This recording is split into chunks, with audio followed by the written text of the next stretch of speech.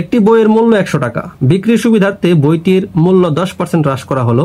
3 মাস পর বইটির নতুন মূল্যের উপর আরও 5% ছাড় দিয়ে বইটি বিক্রি করা হলো। তাহলে বইটির বিক্রয় মূল্য কত? আচ্ছা, তাহলে প্রথম 10% ছাড় দিলে 10% ছাড়ে 10% হ্রাসে বিক্রয় মূল্য কত হয়? যেহেতু 100 টাকায় আছে, তাহলে 100 টাকা 10% মানে 10, তাহলে 10 সমান হচ্ছে কত টাকা? 90 টাকা। এখন বলছে 90 টাকা, বলছে 3 মাস পর বইটি নতুন মূল্যের উপর, মানে 90 টাকার উপর আরও 5% ছাড় দিলে বইটির বিক্রয় মূল্য কত? আচ্ছা, তাহলে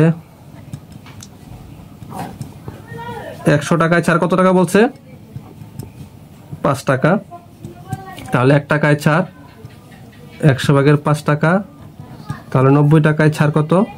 5 গুণ 90 ভাগ হচ্ছে 100। ঠিক আছে, তাহলে এই 0 কাটা 5 নং 45, 45কে 10 দ্বারা ভাগ করলে কত হবে?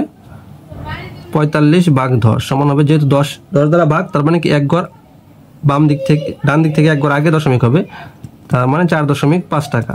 তাহলে 4.5 টাকা ছাড় পায়, কিন্তু বলছে বইটির বিক্রয় মূল্য কত? তাহলে সুতরাং বিক্রয় মূল্য, নতুন বিক্রয় মূল্য ছিল কত? 90 টাকা থেকে আরও 4.5 টাকা সে ছাড় পায়, তাহলে কত হয়?